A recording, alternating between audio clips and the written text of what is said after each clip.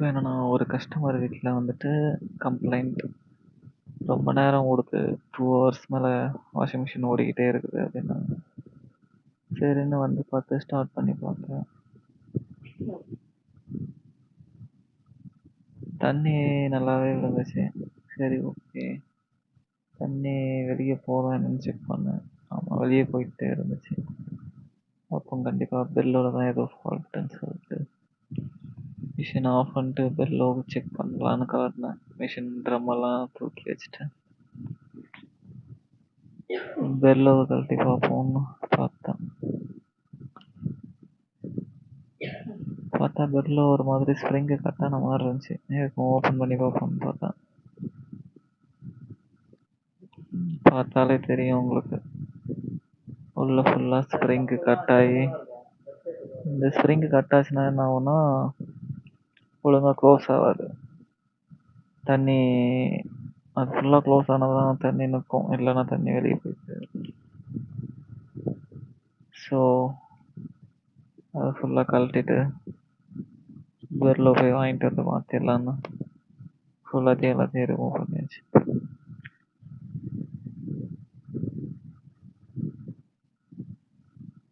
ரெண்டு பேர் இருந்ததுனால கொஞ்சம் ஈஸியாக இருந்துச்சு. மேலே தூக்கி வச்சுட்டு அதையும் கழட்டி வச்சுட்டு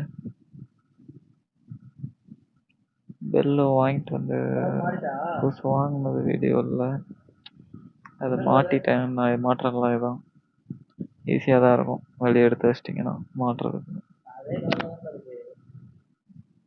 மாட்டி வச்சுட்டு ஸ்க்ரூ டைட் வச்சாச்சு.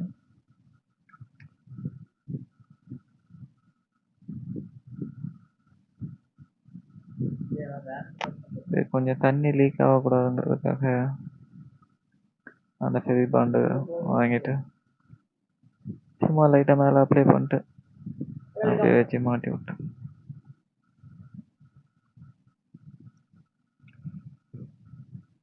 இது கம்பல்சரி போட்டால் சேஃப்டி, இல்லைன்னா சப்போஸ் லீக் ஆச்சுன்னா தண்ணி லீக் ஆகிட்டே இருக்கும். அப்புறம் நீங்கள் திருப்பியும் கழட்டிட்டு திருப்பியும் மாட்டுற மாதிரி இருக்கும். எல்லா வசதியும் போட்டுக்கிறது நல்லது. ஸோ போட்டுட்டு மாட்டிட்டு அவ்வளோதான். ட்ரம் வரைக்கும் எல்லாத்தையும் ஃபிக்ஸ் பண்ணிட்டேன். ஃபிக்ஸ் பண்ணும்போது வீடியோ எடுக்க முடியல. அப்புறம் தண்ணி ஊற்றி பார்த்துட்டு தண்ணி லீக் ஆகுதான்னு பார்த்தேன், எதுவும் வரல.